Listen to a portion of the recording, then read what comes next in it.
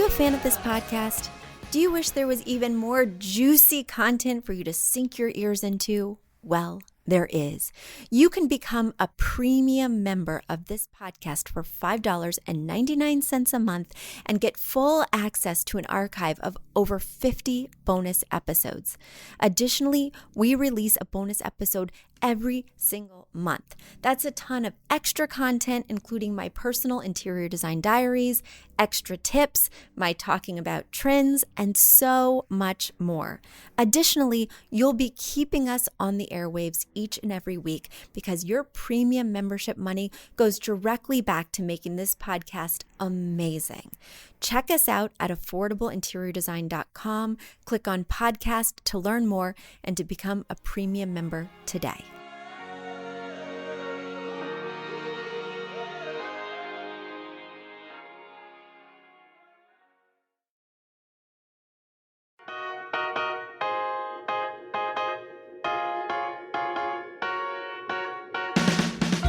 You don't need a high-end designer or a lot of money to get a luxe look. Be your own interior designer. This is Affordable Interior Design, the podcast. Here's your host, Betsy Helmuth. Hi, everyone. Did you hear the news, the exciting news after many, I was going to say months, but let's just be real with each other, years of yous guys. Oh my gosh, I'm from New York, but come on. I just went out to get an iced coffee and it hasn't kicked in yet. Okay, let me circle back. After many months, change that to years of you guys asking to be able to see the images that I describe. You know, when people send in their questions, I try my best to really illustrate what's going on in the pictures because the podcast is an audio medium. So I can't be showing you while you're listening unless I go on a video medium. So I have launched a YouTube channel. I have hired some new people to help me because it does exponentially add to the workload. So thank goodness for delegation and amazing companies to help. But now we have a YouTube channel, a Facebook platform, a show notes page, and an Instagram. It's so exciting. What a brave new world.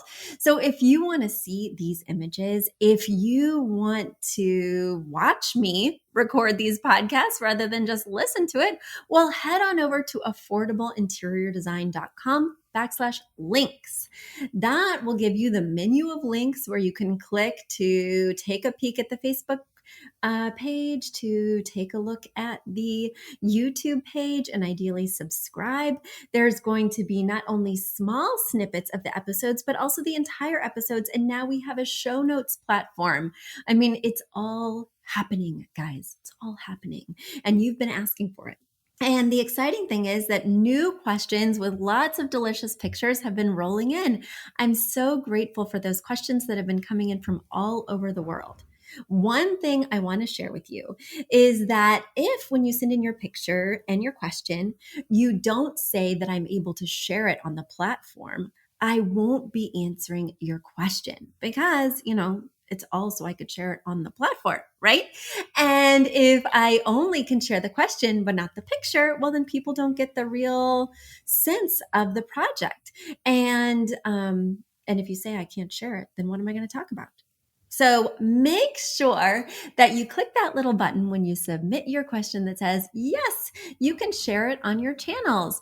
Now, bear in mind, I only share your first name, so it's still pretty anonymous. But now that we have all these new platforms, I need to be sure that the content that I'm putting out is reflective of what I'm talking about. And the better I can illustrate that for you, the more compelling that content will be. And guys, if you want to submit your questions, well, why not? We've been getting through this mailbag month after month, and so there is room for your questions. You can go to affordableinteriordesign.com/podcast to easily submit your question and get it answered on an upcoming show. Last bit of news I want to talk about before I dig into your questions is that the Academy is thriving. If you have been dreaming about becoming an interior designer, if you've been thinking about it, but putting those dreams on hold because you were busy raising a family or trying to earn enough tenure to get a pension, but now you've had enough and you're ready to live the life of your dreams and to build an interior design business, know that there's a place for you. Know that there's an academy for you where I not only teach you business skills, but also how to be an interior designer running your own business. So if that sounds intriguing to you, there's a quiz on the website at affordableinteriordesign.com/academy. Take that quiz to find out if you're a fit. Because basically, I only want people in the academy who are going to be in the exact right spot. I want to make sure that the academy will be the way to fulfill your goals and dreams. So taking that quiz that I created myself to make it really clear where you might fit in based on your feedback, based on the thoughts you're having in the world of interior design. I want to make sure that as you pursue a path, as you invest in education and invest your time and energy in a new pursuit, that you're going down just the right path for you. Because there's lots of different opportunities to pursue in the interior design field. And it's just about locking in what best fits with your lifestyle and, more importantly, your dreams. All right, speaking of dreams, let's make some dreams come true today and answer some of these questions that have been sitting here in the mailbag. My first question comes from Irina. Irina writes, "Hi, Betsy. I have a question for your podcast. I've been working at home for the last 7 months, and with the pandemic being nowhere near the end, I realized I need more comfortable areas in my house to work and to lounge. I have a traditional dining table in my house, but I noticed that we almost never use it. Probably because it's an IKEA table with 4 wooden chairs and pillow tie downs. It feels rather uncomfortable and it is too formal. I was wondering if having a corner banquette instead of a couple of chairs would be a better idea. That way I can relax, I can lean back, maybe even put my feet up when I work or sit cross-legged while I eat in front of my laptop. What do you think? Is it too old school? For some reason, most furniture stores don't have a lot of choices. The only one I found is at Pottery Barn. I would love to hear your opinion and if you have any tips on how to make the dining room more inviting and comfortable. My house is small, so I'm trying to find creative ways to work from different places for changing scenery's sake. Thank you. I hope your back is feeling better. Longtime listener, Irina."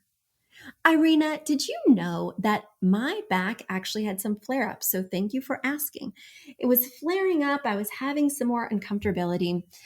So my son was on the Affordable Interior Design baseball team. We sponsored the Little League team for our town, and they came in second place. Very sad, but they put in such a great effort and everybody really was amazing. And the final game was out of control. I mean, I was jumping up and down with my bad back and my voice was hoarse for 2 days afterwards. Anyway, I digress. So after the big championship game, my husband, who is the coach, full disclosure, he planned a parents versus kids game. And I couldn't play because of my back. I was worried that if I run, if I hit a ball, if I overexert myself, that I'll hurt myself again. And I felt so left out because all the parents were playing, because 2 years ago when we had that parents kids game, I played and really did a good job. So I was hoping to put in another amazing showing. Well, I was sitting on the sidelines with one other mom and she's like, "Why aren't you playing?" And I mentioned my back issue. She had the same issue, read the same book by Dr. Sarno, and was healed. Then she went to some sort of energetic healer in the city and got even more great feedback on what emotional issues were actually causing her back flare ups. And so she gave me the name of that person. But immediately after talking to her, like the very next day, my back issues went away. And, I really believe that they are 100% tied to my stress levels, my overwhelm. Dr. Sarno says it's internalized rage. So I just thought that that was so interesting. And I have not had any back troubles since. I used to have back troubles every night sitting in my armchair. I couldn't even sit on the couch. And after talking with her again, even though, I already had listened to 2 chapters of Dr. Sarno's book, I'd already been partially healed, but I was in the middle of a flare up. And just being able to emotionally know what's going on has really been so liberating. So the only reason I'm sharing this story, even though I think it's cool and it made me feel less alone on a day when I was feeling left out because I wanted to play. The only reason I'm really sharing this story is because I bet a lot of you are struggling with back pain. And I'm not saying that this is going to help everyone, but if you would have told me a year ago, almost a year ago, that if I just knew that my back pain was internalized rage, I could make it go away. I mean, that would have been, first of all, unbelievable to me. And second of all, something that I would have wanted to try. Okay, let me just tap into my internalized rage here.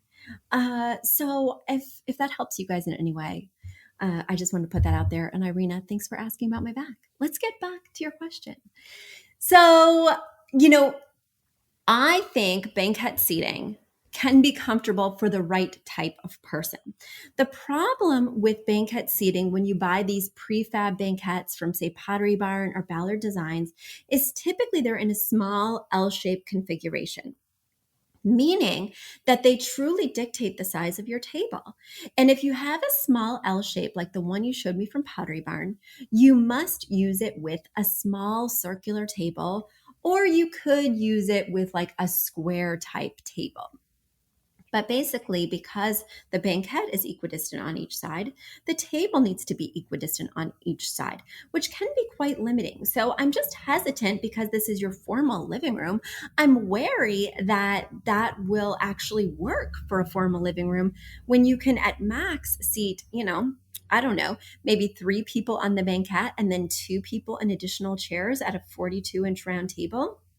I'm just worried that even though it's more comfortable for you day to day to put up your feet, to, sit cross-legged while you're working, I think that it does present those limitations. If the limitations I spoke about don't feel limiting to you, then go for it. I do think that the banquette is much more expensive than just getting separate chairs. And for me, it sounds like the culprit in your situation is that the chairs just aren't comfortable. Those tie-on cushions aren't all they're cracked up to be. And the table is IKEA. IKEA is 80% crap, 20% gold. I do think that there are some amazing pieces at IKEA, but the crappy pieces really impact your quality of life. So if you're not finding enough banquette selection to float your boat, or if the banquette is limiting you to a circular or square table, I would advise that you get 4 chairs at a rectilinear table that sits 6. And then on one of the sides of the table, one of the long rectangular sides, I would do a bench with a back. That way you can get the experience of having a place to sit where you can put your feet up, but you're not literally pinned in to that prefab banquette. If this is going to be a place where you stay forever, if this is going to be a place that you feel comfortable making the investment of a built-in banquette is going to give you more options in terms of making one side longer and one side shorter. So that way you can seat more comfortably. You could have a rectilinear table, but just keep in mind, as I'm sure we can all remember from sitting at diners or even Outback Steakhouse, or while on vacation in Maine, we drove through Boston, we ate at the 99. They have really good banquettes, but once you get more than 3 people on one side of a banquette, it's quite uncomfortable. I have to ask Diane to move and Eden to move. That was my recent experience, so that I could use the restroom, right? So speaking of pinned in, you're kind of locked in again, which for some is uncomfortable. And so I just want you to think about that when you're really thinking about how many people a bench or banquette can sit. All right, Irina, I'm happy to have been of help. And now it's time for a quick commercial break. Do you love this podcast? Do you wish you could learn even more? Well, we have an online class bundle. Our online class bundle is comprised of 3 online classes: beautifying your home for less, styling your home, and the fundamentals of feng shui. Each one of those 3 classes is between 30 and 45 minutes long and chock filled with visuals and tips, things that will help you to style your own space or help out with other spaces. Additionally, with the pack of 3 classes, you get an autographed copy of my book, Affordable Interior Design. You get all of that for only $99. Once again, that's the 3 online classes as well as the book for only $99. You just go to affordableinteriordesign.com/classes. Once again, affordableinteriordesign.com/classes to buy your bundle today. And if one of those classes sounded intriguing, but maybe you already have my book or some of the other topics are not of interest, you can buy the classes individually at that site as well. Each class is $40. So head over to affordableinteriordesign.com/classes to get your bundle or your online class today. The next question comes from Kelsey. Kelsey writes, "Hi, Betsy. I love your podcast and eventually got my mom hooked as well. Hi, Mom. I'm writing to you today because I just can't figure out what type of rug to put in my son's nursery. It's a small room, and I keep debating what size and shape of rug are going to work best. I settled for a small white rug by the crib because my son was due any day, and I had to make a decision. But that lovely white rug quickly became gray from us standing beside the crib, and I'm realizing a white rug may not have been the best choice. So, back to the drawing board. Here are my questions. What size of rug should I buy? The room dimensions are 9.5 by 11.5. There's a dresser against one wall and a crib against the parallel wall. I've heard various rules about rug sizes, but I struggle to find any standard rug size that would work with the design rules I've heard. What shape of rug should I buy? I like the idea of a larger rug so that my son can play on it. The entire house is hardwood, which is not a friendly surface for crawling and falling. I do like the look of hardwood, though. What color rug should I buy? I don't like color. Sorry. It took everything in me to incorporate any color into the nursery at all, especially since we didn't know the gender and I wasn't into the yellow-green idea. So the nursery is gray with white navy curtains and green artwork. Since another white rug is out of the question, it just gets dirty too quickly. Perhaps I should buy gray, green, or blue, or some subtle pattern that incorporates these colors. What types of rugs wear well? I would love for it to be somewhat easy to clean, but the appearance definitely matters. Where should I buy this rug? I've stopped a number of places, but I'd love to hear your advice. I've attached pictures and would love to hear your thoughts. Thank you in advance, Kelsey and Thatcher Gray. And yes, I love the color gray so much that my son's middle name is Gray. All right, Kelsey. Well, thank you so much for sharing. And your nursery and your son are adorable. So is your dog. Guys, if you're wondering what Kelsey's son and her dog look like, you can head over to our new YouTube channel, affordableinteriordesign.com/links, and subscribe to that YouTube channel so you won't miss a thing. And you'll get to see everybody's pictures and a few pictures that I insert of my own to help illustrate these issues and their solutions. All right, Kelsey, let's get in here. So you have lots and lots of questions. And yes, I never recommend a white rug because of your experience. No matter where it's put, it gets dirty and it gets dirty quickly and it never looks fresh. I also don't recommend really dark rugs. In your case, you might have gone with a navy. In other rooms, some people go with black. And that also does not look fresh pretty much the minute you buy it. If there's any lint or hair, it shows everything. So you want to go with something mid-tone, ideally with a pattern, so that way it can camouflage some of those stains. Now, the size, I can't tell you because as I've mentioned before on this podcast, dropping things into floor plans is more technical for me than just here's where everything should go at first impression. I always try every possible option, which leads to about, 10 to 15 minutes of my time. And there's a number of factors. So I'll just give you some guidelines, right? I see you have a glider. Sometimes putting a rug under a glider half on, half off means that the glider kind of wibble wobbles. So oftentimes you want to make sure to put the rug either fully under the glider or not under it at all to avoid that unstable wobble effect.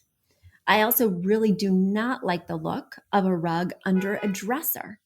I don't like it under a dresser because it starts to look like wall-to-wall carpeting or it's half on, half off. It just looks ill-fitting. I don't mind a crib being half on, half off because of its heaviness and because of its 4 legs, you'll find it will not wobble unless, there's some kind of extenuating circumstance. And that can be a really nice look.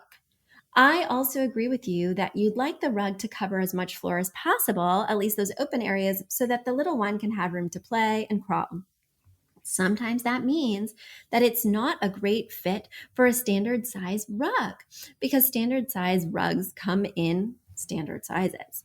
So in situations like this, where maybe I need a long, narrow rug, or maybe I need, an interesting square rug that I just can't seem to find at stores, well, I will use floor tiles, flor.com. And those are carpet squares that stick together. They stick to themselves with stickers. They have a built-in rug pad, which prevents them from slipping all over.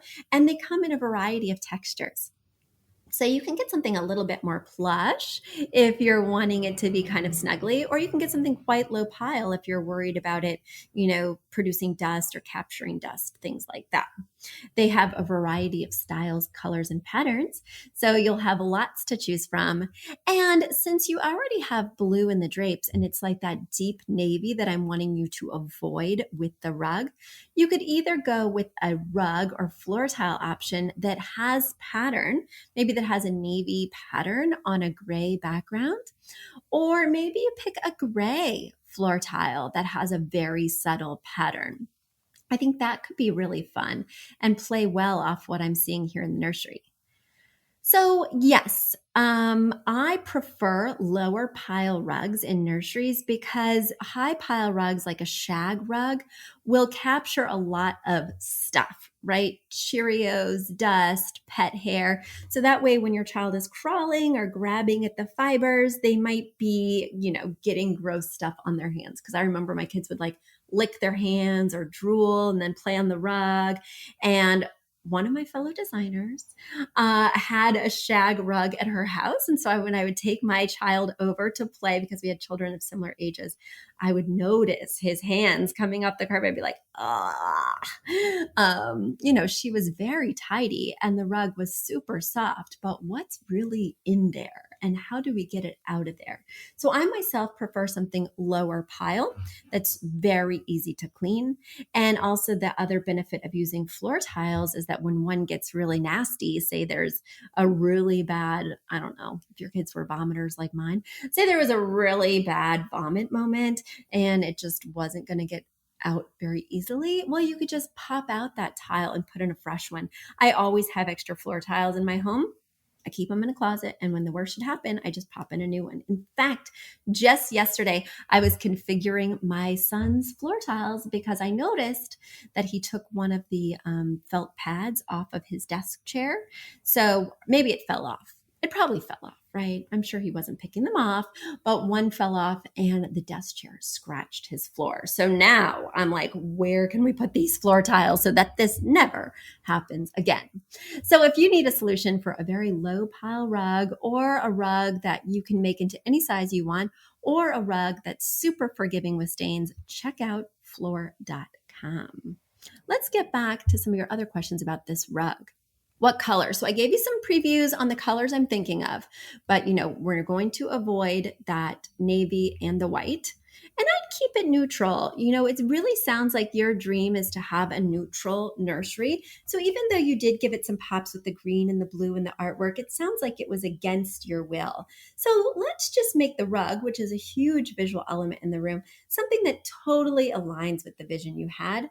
Just make it a very light gray, maybe a subtle pattern. Right? And then you mentioned what types of rugs wear well. I highly recommend that you avoid a wool rug because wool rugs can be like wool sweaters where they're itchy, right? I remember in our living room when I first had my son, we had a wool rug and he would play on it without a shirt, just in his diaper. I would be down there on the floor with him and then I'd pick him up and his back would be all red. And it was kind of that reaction to the scratchy wool. So I got rid of that rug, and instead I got a polypropylene or acrylic rug, and then we didn't have any issues. It was very soft, and we were able to wash it quite easily. So if the worst should happen, I was able to stain treat it very easily. But keep in mind, with a polypropylene rug, sometimes it does off gas because it's not a synthetic fiber. So there's lots of pros and cons with different rugs. The one thing I would totally avoid are silk and viscose rugs. So viscose is a synthetic silk. It's very soft, it's shimmery, it's beautiful. There are so many times I'm tempted to use it for either a master application or, in your case, a nursery. But the problem is that synthetic silk shows every stain, whether it's just a droplet of water or something much worse than that. And it's impossible to clean. So my mother-in-law is just moving to a different apartment. She found some rugs and she wanted me to pick the one that I preferred. And a few of them were viscose, and I had to just turn her away from that, even though they were my favorite pattern. So there we go. In terms of where you should buy a rug, I think floor.com would be great, but I don't hesitate to buy rugs from anywhere that, I find a pattern that I'm really into and the correct size and the correct material. Additionally, I do not like to invest a lot in a nursery or a kid's room because my kids' tastes change a lot. And I'm constantly evolving their room as they tell me, Mom, I'm so over gray, or Mom, I'm so over Thomas the Train. It's time to get something new. In fact, we just switched out Pokemon for Fortnite. And so I think it's really important to be reflecting your child's taste back to them. And of course, when they're really little, maybe they don't have too much of an opinion. But as they get older, I think you'll find that Thatcher Gray is going to have some reactions to gray, good or bad. We'll see. Keep me posted, Kelsey. All right, now it's time for the last question of the day. This question comes all the way from Tabitha in Arkansas. Tabitha writes, "Hi there. I've been given the green light to redecorate our house. Tragically, the person who owned the house before painted every wall and every ceiling the same shade of brown. Ick. Anyway, my husband insists that our ceilings not be stark white. We are going with the color silver gray for our living room walls and beach glass for our bedroom and bathrooms. What color would you suggest for the ceilings?" All right, well, thanks for writing, Tabitha. Yes, you sent in a picture of this brown, and it is really oppressive. So I'm happy to hear that you're changing that out. I am sad to hear that your husband does not like white ceilings, because that's what you do. Typically, you do a white ceiling, especially when you have popcorn ceilings. You have a textured ceiling. It may not be true popcorn, but it's textured here, right? And with a textured ceiling, we don't really want to draw attention to it. It's not a great look, right? A flat ceiling is much better. So the more colorful, the more out of the box color we choose for the paint for this ceiling, the more attention is going to be drawn to it. So I would really suggest that we paint it a version of white, a shade of white. We can tell your husband it's a different color because all these paint colors have interesting names, often that don't involve the word white, but I don't think we want to go with a true color. Now, I love silver gray and I love beach glass. Both of those Benjamin Moore paint colors do have subtle cool tones underneath. So you'll want to go with a white that has some cool tones that kind of plays with that. So you might look at something like Decorator's White for the ceiling, even though that does have white in the name, doesn't it? But I would avoid doing like a warmer white, like atrium white, because the yellow that's in atrium white is going to not work as well with the blue. If you're trying to minimize how cold the blue feels, then maybe that's a good use of an atrium white that has a warm undertone.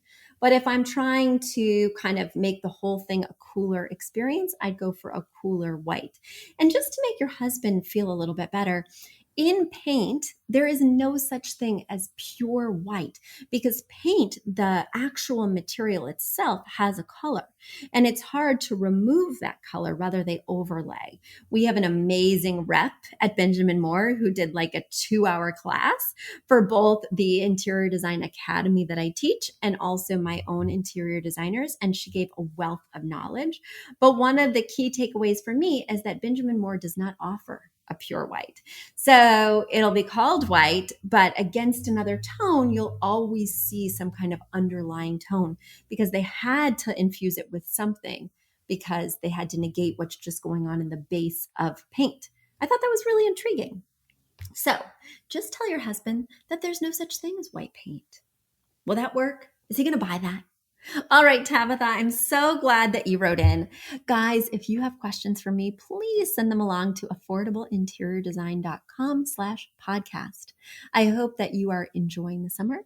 I hope that you're having lots of fun. In fact, just as I said summer, I was like, well, what if it's not summer where you are? I was just designing in Sydney, Australia 2 days ago, and it's winter there. So happy winter, happy summer, and happy designing, everyone. Until next time.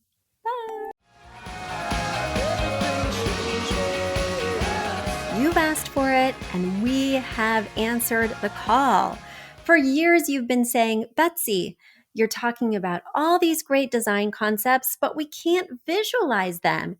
You're describing the picture that the listener sent in of their problem, and we wish we could see that picture too. After all, a picture is worth 1,000 words, and I do my best to describe them, but there's nothing like seeing it for yourself.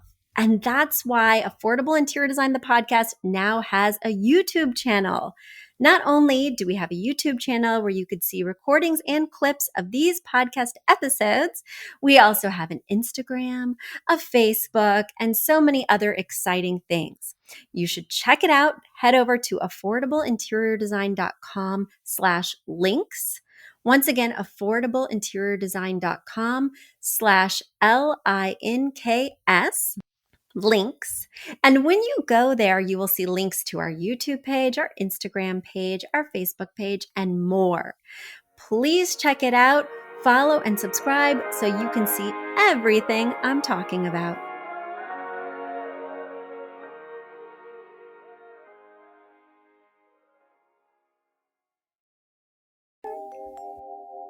A big thank you to our amazing producer, Catherine Heller, to Aton and the MVCR House Band, and to Affordable Interior Design, the sponsor of this podcast and the premier place to get an amazing look on a budget. Check out affordableinteriordesign.com. If you guys love the show, the very best way to support us is by spreading the word. Tell your friends or write us an awesome review on iTunes. So until next week, guys, thanks so much for joining us, and I'll talk to you soon. Bye.